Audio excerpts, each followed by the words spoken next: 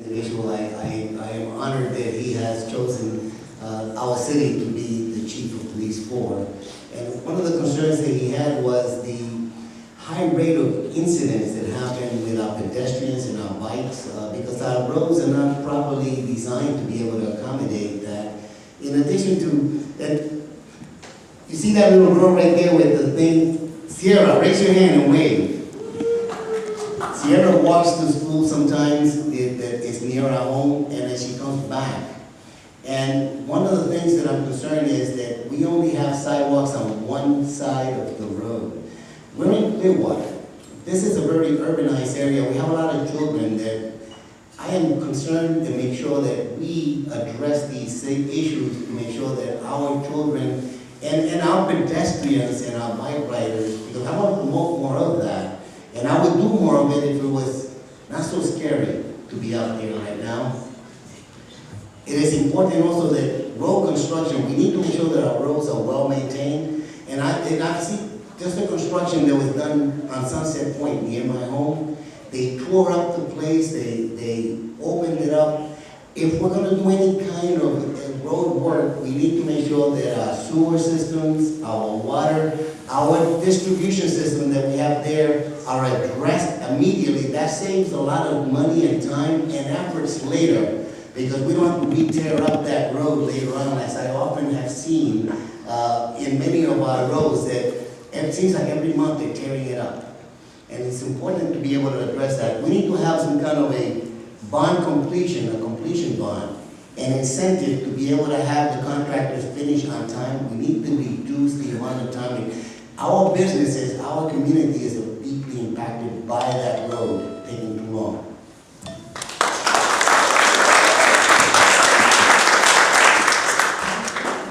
Okay, Scott, you're up.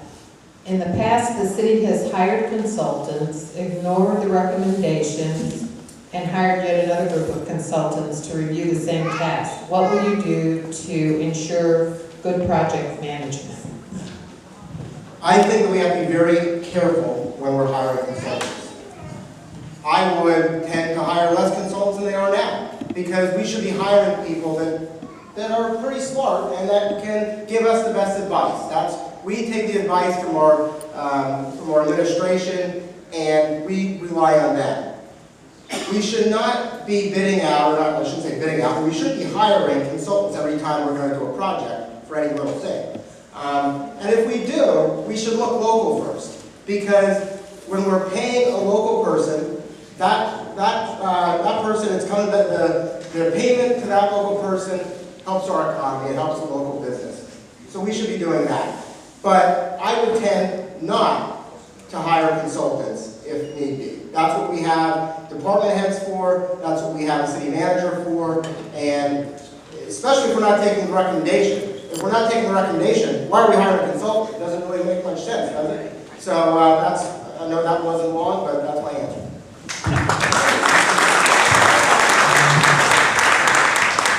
Well, I can tell you why I believe the city hired the Urban Land Institute to come in a few years ago to talk about redeveloping downtown. I think that was $138,000 spent to cover their asses. Yeah. Because the Urban Land Institute, they had a big presentation in front of the city, and they said, listen, we've read all the 10 other reports that you've commissioned. Those are all good. Just do that. But the most important thing is, you've got to work together with the Church of Scientology. You've got to be partners. And I think it was just a way for the city to say, oh, well, there you go. Now we have an excuse to really try to bond the relationship. But what happened when they tried? The city announced the Imagine Clearwater project. David Miscavige didn't get the piece of property he wanted for a pool, for a condo. So he viciously attacked the head of the aquarium, David Yates, and cut off all communications with the city and bought up all the property with cash and LLCs. So we still haven't heard what they're planning to do with that. And that's why it's so important that we consider carefully how we go forward with Imagine Clearwater. Because if Scientology is going to just keep those buildings empty and keep being a deterrent for people coming downtown, we need to know that before we spend all this money. David Miscavige offered, if he could get that piece of land, that he would bring in a movie theater and a nightclub. He and Tom Cruise would be behind that, and he personally would bring in all these businesses that Scientology has scared away for decades. Well, it's up to him to now come through. He owns half the downtown. He needs to start bringing some of those businesses here to show that they can be a help.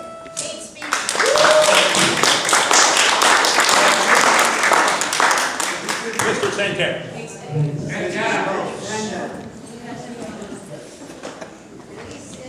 What was the question again? In the past, the city has hired consultants, ignored the recommendations, and hired yet another group of consultants to review the same task. What will you do to ensure good project management? When you have a preset notion of what you want, and you pay for a consultant to come in and they don't tell you what you want to hear, then you spend more money for another one and another one and another one. And I think that this is the loop back that we have. We have people that want to hear something and they want to have that paperwork to be able to affirm that that is there. And we need to cut that off. If we internally don't have the expertise to be able to come up with what is reasonable and rational, that's what we hire an expert to come in, a consultant, but not to be able to get that we want. I mean, to be able to reinforce that information. You know, the reason why I asked the question is because I got lost, you know, in some of the things that were being said. It just baffles me. It just baffles me, you know, that our city, if we have somebody that is in our city that in the city council is going to be able to have the city bankrupt, because we're going to have a huge amount of money to be able to protect our citizens and to be able to, all of the money that we have for the Parks Department, all the money we have for all of the infrastructure is going to go away in order to pay for legal attorneys to be able to protect our city because of the attacks that are being done by individuals that only have one thing in mind, and that is to have a reality show. I am not here to be able to promote a reality show. I'm here to be able to live my life and that of my children.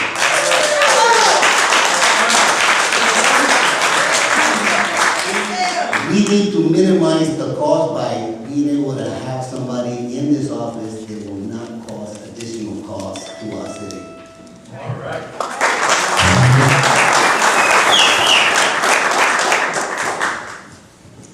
I think studies can be valuable. I think sometimes in order to get funding, studies are required.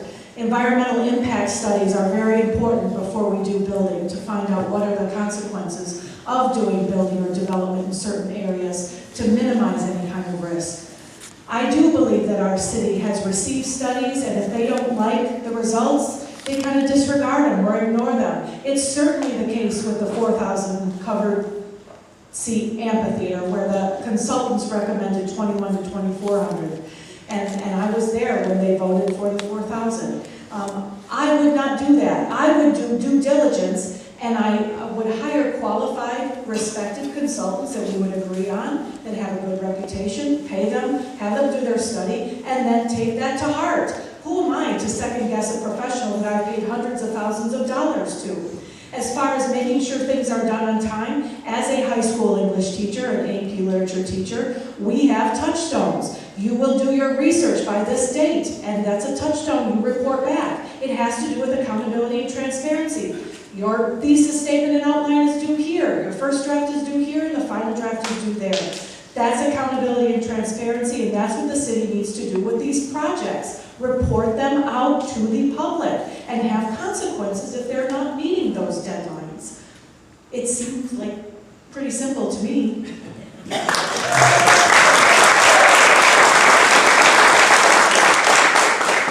Okay, I What are your top priorities for the Clearwater Community Redevelopment Area, the CRA? And how do you plan to see that those priorities are acted upon and completed? Well, you've heard me speak about Scientology's involvement in the downtown and how they've been a detriment in sucking the life out of them. I'd just like to show you this that I noticed, excuse me, Mr. Santana. This is, I was wondering why I was talking about a reality show. Apparently that's what my campaign is. This is the Scientology injunction that he has in his hands It's an here. injunction from the 6th District Court, not from Scientology. That's a judicial injunction against you. Thank you. I'll be happy to address any of this It's afterwards. I know, Dallas County you're cutting. Court cited you. You're taking The away. injunction of protection against Okay, you. please.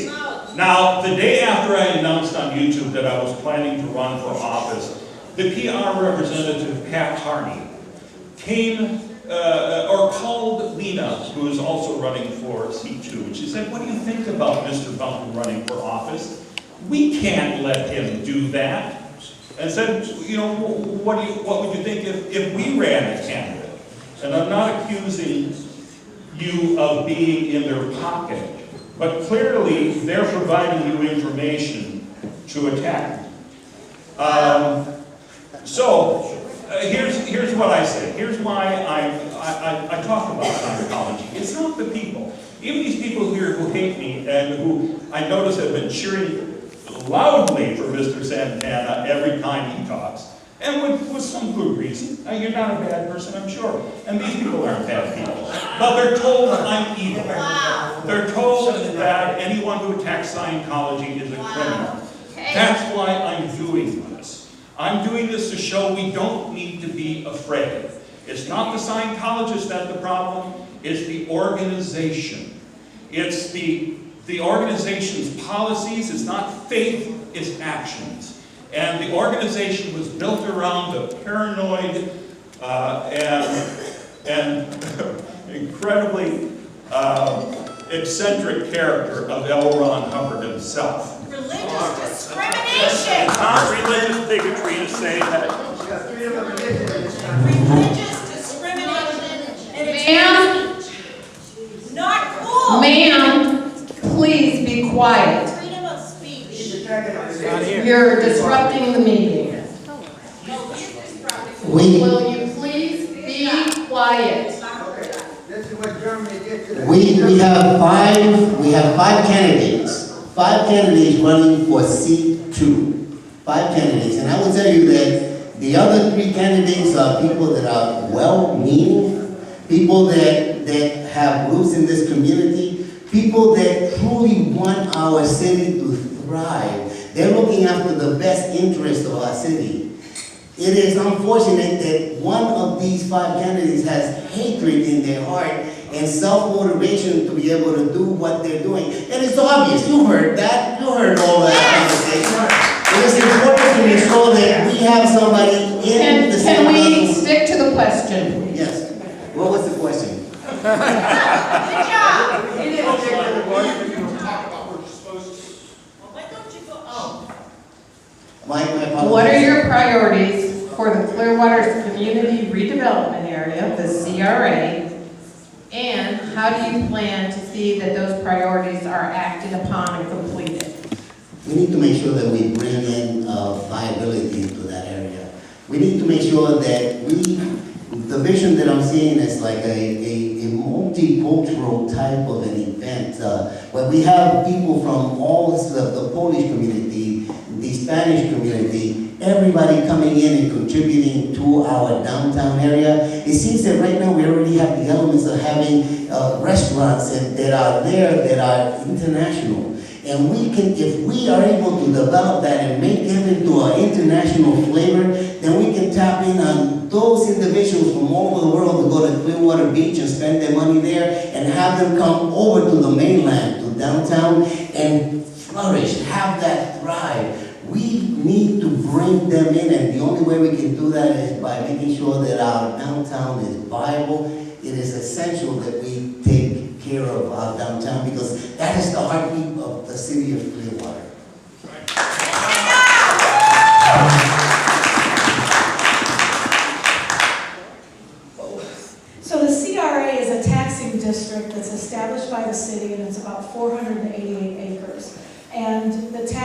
generated there are intended to stay there for redevelopment.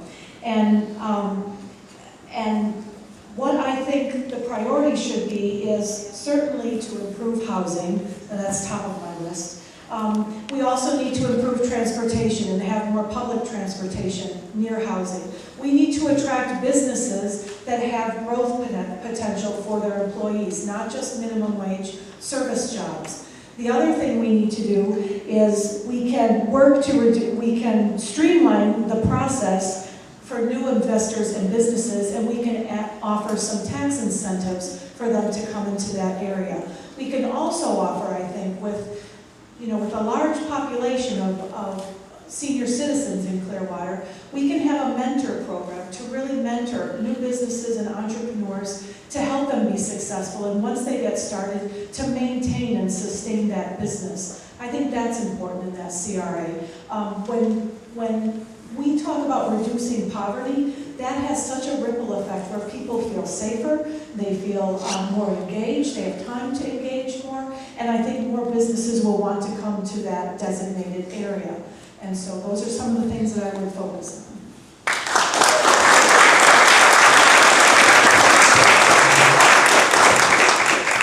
So when it comes to the CRA in downtown, we need to make sure that we have a public-private partnership so that we're all working together for the same goals.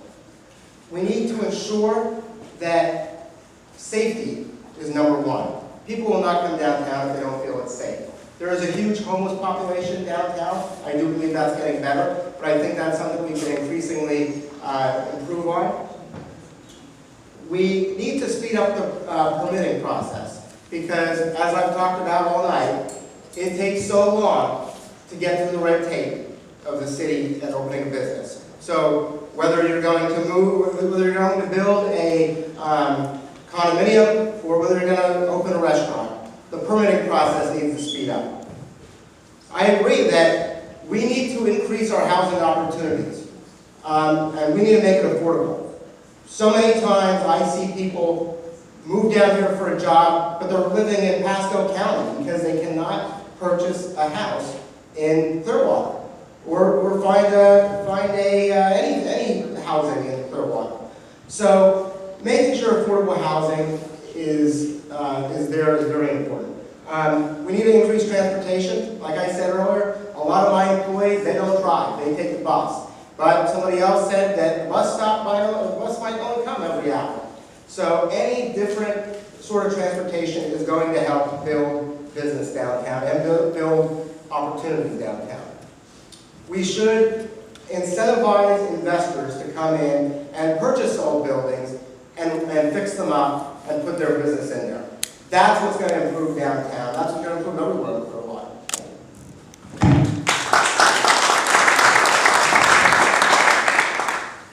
Okay, I think you're next, Mr. Santana. Yes. What are your qualifications for overseeing Clearwater's $400 million budget? My 31 years as an administrator with the Sheriff's Department allowed me to control and do multi-million-dollar projects and budgets. I was able to see and control and supervise individuals that were applying these things. It is essential that we in the City Council, as an overlooker of that $400 million, that's a huge amount, $400 million. And mind you, that what we found is that when we do not have somebody that has the experience, the ability to be able to see, know, and anticipate these things and take actions to do the preventative, then we have $500,000 already accounted for that is lost. I don't know how much more is out there. We need to be able to address that. We need to bring in that accountability into the process. And my 31 years of experience has given me that ability to be able to transform it. In addition to the fact, and I neglected to say this, my experience as the vice president of the League of Women Voters allows me to be able to use and to manage their resources so that they can then be out here and do the things that we do to bring in voters voters, they're nonpartisan, and they're bringing in voters to make sure that our citizens are well represented, the education that is there, and that was part of that process. It is essential that we do not have somebody there that is just there to look pretty. We need somebody there to make sure that we work and act on behalf of. I want to make sure that every single penny that is spent wisely, and this, because otherwise we'll have to increase our taxes in order to compensate for that loss. We don't need to increase taxes, we need to have more efficiency on how we use the money.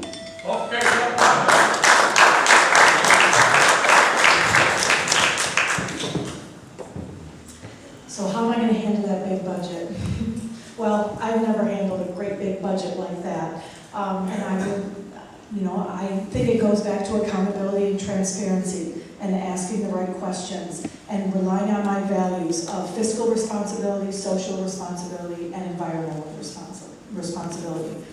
So I'm proud to say that I and my husband, with a lot of hard work and fortune as far as our health, and we weren't hit with any big catastrophes, but we were able to retire at the age of 52 and choose to live our life and volunteer and do other things with our life rather than working for someone. And we did that by wise money management and knowing that you can invest in things, you can make wise financial decisions to save you money in the long run. And that's what we do. We have 16 solar panels on our roof, and we pay $10 a month for electricity because that's how much the minimum is to have a meter. I drive an electric car, so I don't pay for gas. I just plug that car into a 110 outlet. I don't use a dryer very often. I use the sun. So there are ways to save money. And I know it sounds kind of silly, and it is down here at this level, but it's asking the right questions at the city level as well. Do we really need to spend $6.5 million on the library that seems to me perfectly adequate? But if it can be justified, I'll sit and listen.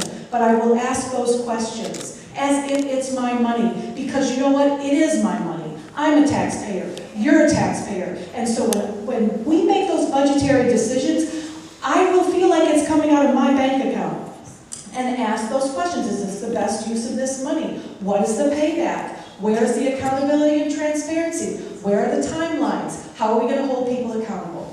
That's what we're going to do.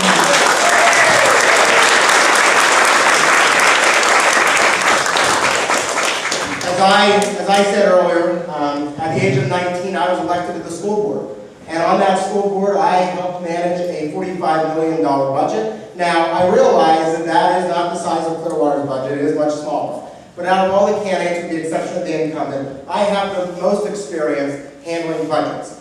I've vice chaired our finance committee on the school board, chaired the personnel committee, was the vice president of our school board. I am very fiscally conservative. There will not be a dollar spent that will not be accounted for. I can promise you that. As when I ran for the school board, I ran because things were fiscally out of control. I took on the good old boys, and I won because of my fiscal conservatism. So I'm going to lead. That's why I'm the best candidate, and that's why I can manage this budget, because I am a leader.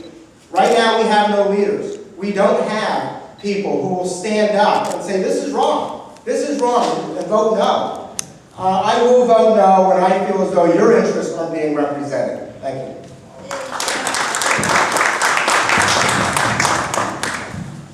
Well, I think as you've been able to tell tonight, I'm not a shrinking violet. I also don't have hate in my heart. I don't. I have compassion. That's why I do this. I don't hate any of the Scientologists out here who are cheering against me. I'm getting to it. What's your experience? So, the reason... What's your experience? So, my experience is caring about people over corporations. Why we're giving $70 million to the Phillies, who have $1.85 billion net worth, I don't quite understand that. And even though the city's portion is a smaller chunk of that, the rest of it is coming largely from the county and the state, and you know, those are our taxes as well. So when I see the council approved $400,000 for awnings for a new apartment complex downtown. I stood up in the council meeting and said, shouldn't that money be put toward affordable housing? This organization was able to put in an indoor dog walk and fancy restaurant, not restaurant, but a gourmet kitchen and all sorts of amenities. They should be able to afford awnings. What's your experience? And Sir, be quiet. and You got a different question, don't you? and my feeling is, with that money, we should use that to help people paint their homes, fix their porches, repair a leaky roof. The city is squandering money for a big sign over Highway 19 that says Clearwater. I think people know that they're here at Clearwater. Why are we wasting that money? Thank you.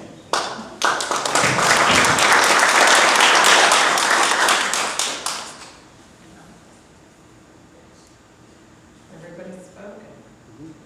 All right, next question. Who are we on? Scott. Kathleen. All right. How many neighborhood parks have you visited in Clearwater, and what is the overall condition of those parks? So I've visited many, many parks. I decided to run for Clearwater City Council about a year ago, and I spent my summer walking throughout all sorts of neighborhoods, knocking on doors saying, "Hi, I'm Kathleen Beckman. I'm thinking of running for Clearwater City Council. What's important to you?" So hundreds of miles on my tennis shoes and lots of door knocks and lots of looking at the different parks in the area. And so what I'm hearing from residents and what I observe, residents want to see more shade structures. They want to see a little picnic pavilion where they can have a birthday party or something under that pavilion. They want to see park benches in their parks. They want to see the bathrooms open, at least from like 9 a.m. to 9 p.m. They want to see parity. I want to see parity too with our rec centers and our parks. And what I mean by that is, I've noticed in some of our rec centers, the pools, and I'm a swimmer, and when you're in the middle of the summer and it's 90 degrees and you're looking at that pool, you're thinking, geez, how come there aren't kids in that pool? Where are the families? Those pools need to be open when families most use them. They need to be open on a Sunday afternoon in these communities where people have 2 and 3 jobs. We need to have our libraries open more. I know that's not parks, but the libraries as well. But parity. People in the Cherry Harris neighborhood want outdoor adult physical exercise equipment. I don't know what the correct term is, but you know, where you're outside and you do those push and pull things. Those things need to happen. I think we can do a little better. I know there's a concern with homeless sometimes in parks, but that's a different issue. We don't punish the citizens because we have an issue with homeless. We make those parks for families. Thanks.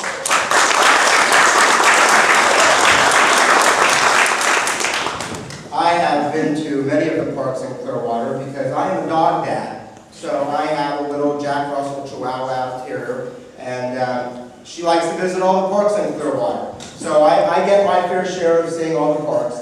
And I think the parks are great. Do I think that some of them need updating? I sure do. And I think that before we spend millions of dollars on a new park, we should update the ones that we already have. I think that's vitally important.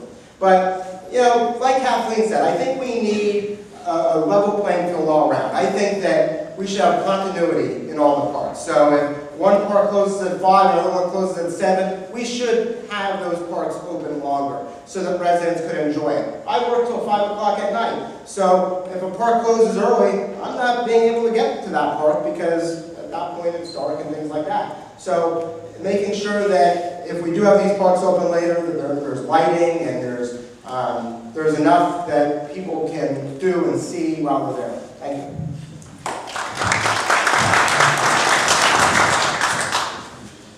Okay, well, you know, I haven't been to all the parks, of course. I've Coachman Park. I've been to quite a bit. Crest Lake Park. I love it. That's my favorite place to go to feed the ducks, and that's what I love most in a park. I know there's been a lot of concern about the revamp of the park here. The chopping down 150 trees, I know, has been very controversial. I do think the improvements that are being made will make a very beautiful park that I believe we can all enjoy. And we need to have some of those trees put back. I really want to visit, is it Moccasin Lake Park? That looks incredible. I've seen that online. I tried going yesterday and it was closed, of course. But that, I really love what I've seen of that. Pro parks.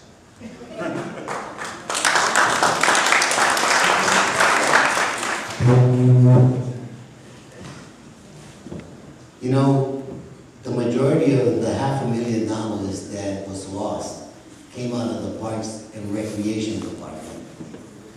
Can you imagine if we would have had that money and be able to utilize it to be able to, not just to expand the hours in our rec centers, to be able to refurbish our parks, the quality of life of our parks, the quality of life for us is directly linked to our outdoors and our parks and the access we have to it. We already talked about these 5 large corporations, companies that were here, that were the largest employers in this county, and how to attract high-tech and these type of industries. It has to do with the quality of life of their employees, where their employees are going to be. And this is where we need to not only be fiscal responsible and be able to have the auditing and make sure that that money is not abused, but that we use that money that we save properly to make sure that our parks are the best, that are vibrant, that are useful for our children. I have a large amount of little ones that come out. I've gone to most of the parks.